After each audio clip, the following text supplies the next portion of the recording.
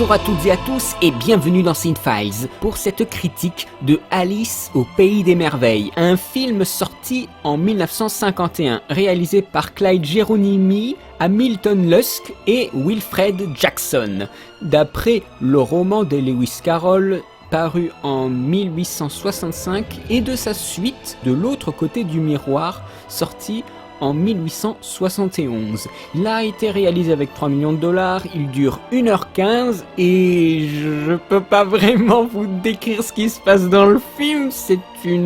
C'est un grand voyage à travers des décors complètement fous, des rencontres de personnages complètement fous, d'une petite Alice, voilà, un petit voyage au pays des merveilles, au pays du rêve, de cet enfant qui va se perdre, qui va faire de formidables rencontres. C'est un peu un délire esthétique, c'est une œuvre très étrange, aussi bien le livre que le film, mais Walt Disney tenait beaucoup à l'adaptation, qui avait d'abord été envisagée en film à la manière de La Mélodie du Sud, qui mélangeait le réel et le dessin, mais finalement ça a été fait en dessin animé. Sachant que il y avait eu avant Alice au Pays des Merveilles une autre version qui a été fait en film, mais c'était un petit peu cheap.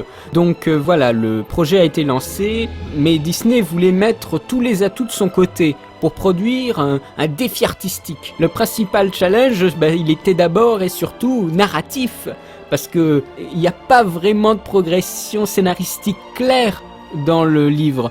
Et donc, l'adaptation, il fallait faire des remaniements. On présente un monde absurde, mais il fallait quand même faire un récit cohérent. Parce que, au final, c'est quoi Alice au Pays des Merveilles, en tout cas, ce qu'a donné le Disney, c'est une succession de petites scénettes qui se lient aussi bien qu'elles le peuvent, avec des décors changeants pour permettre de lier le tout. Mais le fil rouge pour Alice, c'est vraiment la recherche de ce lapin blanc qui a piqué la curiosité de la jeune Alice. Et ce qui est pas mal, c'est qu'on commence avec un début dans le réel, réaliste, et nous entrons dans le rêve progressivement à travers un reflet d'eau et à travers une sorte de puits, de trou, dans lequel nous sombrons dans la folie visuelle et des situations. Ça a toujours été un moment assez effrayant pour moi, la scène du puits, avec un renversement des valeurs de l'espace, mais c'était toujours une scène qui m'avait troublé, la scène du puits, parce qu'il y a un plan où on a le chat, je crois qu'il s'appelle Dina ou Tina, qui fait au revoir de la main comme ça alors qu'on a un dézoom, et ce plan il m'a toujours terrifié, mais toujours avec la voix d'Alice qui dit au revoir Dina.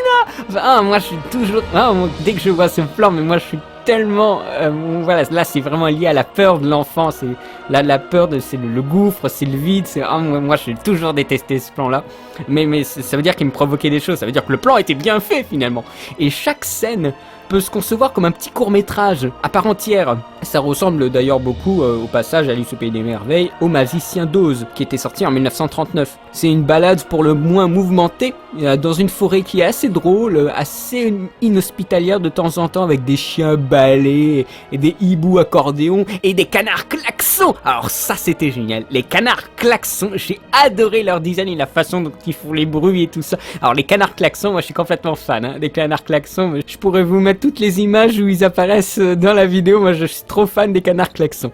À un moment elle se perd, voilà, et dans cette scène elle pleure et elle chante, et en même temps on ressentait vraiment la détresse, on saturait complètement dans le sombre, et après on a une ouverture vers l'extérieur. C'était pour moi une véritable bouffée d'air frais, et c'était vraiment, ça marchait vraiment. Il y a un absurde qui se développe à travers cette séquence, et après nous basculons dans quelque chose de plus rassurant pour rebondir de nouveau dans de l'absurde jusqu'au final, une course-poursuite complètement extravagante, un retour au réel qui est assez brutal d'ailleurs et assez effrayant en même temps. Elle regarde par la porte. Moi j'ai toujours détesté ce moment, parce qu'à un moment elle dit mais c'est moi et je suis endormie, avec un plan fixe.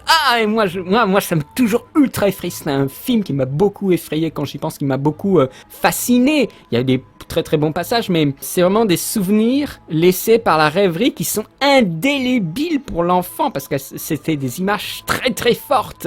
Les personnages, s'il y a des trucs de fou dans cette Alice, il y avait normalement 80 personnages, ce qui était énorme. Donc il fallait faire des suppressions et des fusions de propos tenus par certains personnages, donc il fallait faire des mix avec Alice d'abord, une jeune écolière de l'époque victorienne, qui subit beaucoup les choses d'ailleurs dans le film, maintenant que j'y pense. Ce n'est pas un personnage sans défaut, par rapport à ce qu'on peut avoir avec Cendrillon et tout ça. Là, elle est submergée par les défauts, même elle est surchargée de défauts. Et la femme qui est à côté d'elle, normalement c'est sa grande sœur, mais pour moi c'était sa mère. Oui, pour moi c'était vraiment la mère, parce qu'il y a cette idée de l'enfance et des parents qui viennent rassurer l'enfant un petit peu. Et lui dire que finalement on est bien dans le réel et qu'il faut arrêter de rêver. Et on a le chat d'Ina. C'était une reprise de Figaro, mais moi j'ai jamais vraiment aimé Figaro et j'ai adoré ce chat d'Ina. Moi je l'ai trouvé génial, comme ça tout rouge. Je trouvais que c'était vraiment un design avec... Il fait miaou comme ça quand il essaie de répondre à Alice. C'était vraiment un super chat, tout mignon, tout doux. On a le lapin blanc qui est finalement un nom personnage parce qu'il a pas de nom vraiment. C'est une chimère que Alice poursuit indéfiniment et qui croise d'ailleurs à un moment le chapelier fou et le lièvre de Mars et la petite souris. Alors, c'est un super moment dans le film, complètement fou. Il n'y en a pas un pour attraper l'autre et il y a la séquence où il commence à faire une tartine avec la montre. C'est toujours fasciné parce que c'était un moment où il y avait beaucoup de couleurs et en même temps j'aimais beaucoup des tartines, donc là on s'amusait à mettre du sel et à mettre du poivre et après cette confiture qui a une couleur absolument délicieuse dans le film. On a envie de prendre aussi de la confiture pour le coup. Et on a la reine, alors avec le ballet de cartes comme dans Fantasia, exactement avec les chardons, là, la danse russe. Et bien nous reprenons la même chose pour le ballet des cartes dans Alice au Pays des Merveilles. C'est assez semblable également à l'adaptation de Derrière le miroir en dessin animé avec Mickey qui avait été réalisé en 1936, que je vous conseille d'aller voir. Il est super ce court-métrage avec une reine, voilà, qui est complètement folle, qui a des crises de meurtre à la fois comique et antipathique quand on lui tranche la tête. C'est un ersatz de méchant en fait, une sorte de parodie avec le petit roi à côté. C'est l'homme très faible, comme c'est souvent le cas d'ailleurs chez Disney, qui est faible physiquement ou intellectuellement. Et la rencontre entre Alice et la reine de cœur est l'occasion pour Alice d'apprendre les règles de la politique et de la bienséance en monarchie, parce que ce film est aussi un film d'apprentissage et d'enseignement. La reine ayant un côté un peu stalinien qui évoque les procès de Moscou dans les années 30, dont le mot d'ordre était la sentence d'abord et le verdict ensuite, comme ce qui se passe dans la scène du jugement. On a également la chenille, qui est un peu la représentation de la pédanterie britannique, avec un dialogue avec la fumée, d'ailleurs c'était de très belles illustrations qui sont faites avec la fumée, avec le crocodile, je me rappelle, c'était très très beau, mais ça se barre complètement en couille. Et nous avons quelque chose qui est du coup très classique chez Disney, la transformation.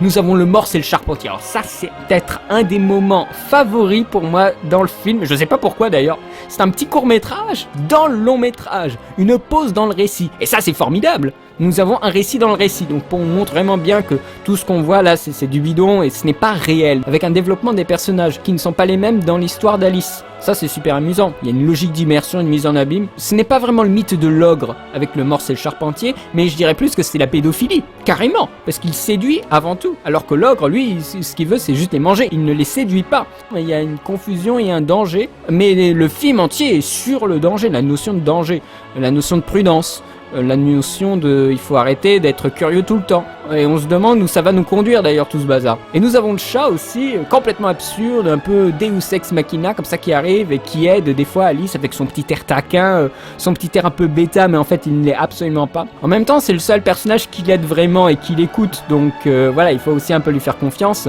Alors en termes d'animation, je dois bien avouer que pour moi il est un petit peu vieilli, mais pas tant que ça. L'animation est bien fluide, le design de chaque personnage met bien l'accent sur les traits de caractère de chacun. C'était peut-être un petit peu trop réaliste, un petit peu trop trivial par rapport au délire des situations, mais ça reste également très expressionniste. Et il faut savoir que le studio ressortait de Cendrillon, qui était dans la veine réaliste. Et là, on leur demande de faire dans le fantasque. Que voulez-vous que ça donne d'autre? C'est très difficile de se démarquer complètement de l'œuvre précédente qui avait en plus été un succès. Ici, on fait voler les conventions de notre monde en éclats. Et c'est ce que dit Alice. Dans notre monde, il n'y aurait que des divagations. Dans mon monde, les choses ne seraient plus ce qu'elles sont. Et nous avons la cuisine avec la montre, des choses abstraites, comme dans Fantasia, avec des chansons qui sont très très bien quand même, faut dire ce qui est, et aussi complètement décomplexées par rapport à la violence. Ce film, avec la reine qu'on lui tranche la tête, et au cours de son périple, Alice se voit ainsi explicitement menacée d'être noyée, brûlée vive ou encore décapitée. Et plus étonnant encore, c'est la séquence du Morse et du Charpentier, voilà, qui met en scène de manière très visuelle et sans retenue aucune la mort d'êtres adorables et innocents. Ce qu'on peut en retirer, du coup, c'est que la curiosité est un très vilain défaut. Il y a eu de nombreuses interprétations, on peut chercher plein de choses dans ce film-là. Mon but n'est pas de dresser une liste, soyez-en sûrs, mais c'est quand même dur, je pense, pour les enfants à comprendre. C'est très sensoriel, pour le coup, Alice au Pays des Merveilles, mais je sais pas si les enfants comprendraient quelque chose. À mon avis, c'est aussi un film qui peut être destiné aux adultes. En fait, il n'apporte pas grand-chose. C'est un truc plus à ressentir qu'à intellectualiser. Mais ce qui est sûr, c'est que nous nous envolons dans un univers complètement dingo et qui nous fait beaucoup de bien. C'est un délire, un voyage onirique, poussé par la curiosité maladive d'une petite fille, avec une tentative d'identification et un encouragement à découvrir la vie. Ça, c'est indéniable. Alors, les doublages. En 1951, nous avons eu un premier doublage qui n'était pas complet pour le commerce. Et en 1974, nous avons eu des ressorties en salle. Et à partir de cette date, on a eu plusieurs versions qui vont dès lors se côtoyer dans un étonnant mixage. Par exemple, de la chanson Peignons les roses en rouge. Dans la version de 1951, on inclut la version de 1974. Donc, si vous regardez bien attentivement ce que vous avez en DVD, vous allez avoir des sautes et complètement une autre voix et tout. Et moi, quand j'ai découvert ça, j'ai été complètement choqué. Quand je l'avais regardé à la télévision, il n'y avait pas ça. J'avais encore l'ancien, le véritable doublage. Et bien là, c'est le bordel et c'est juste insupportable. Concernant la sortie, on a une campagne marketing avec des extraits, des enregistrements de l'actrice qui a prêté sa voix, une pub Coca-Cola. Déjà à l'époque, il y avait une machine marketing qui s'était mise en place. Mais ils n'avaient pas attiré les foules car peu avant la sortie du film, ils avaient comme des cons diffusé aux States l'adaptation franco-britannique avec des marionnettes d'Alice. Donc du coup, il y a eu un procès. Mais cela a amené à une confusion et les gens n'ont rien compris à ce qui se passait et finalement ils se sont pas déplacés pour le dessin animé de Disney. Et ce dessin animé justement avait été désavoué par Walt Disney. La presse a critiqué les libertés prises par rapport à l'œuvre originale, comme d'habitude, hein. Mais il y a eu un regain d'intérêt dans les années 70 par une convergence avec la culture psychédélique hippie et les jeunes étudiants. Et bien sûr aujourd'hui, Alice au Pays des Merveilles et avec la séquence des éléphants roses à classer dans les bases de la mouvance hippie.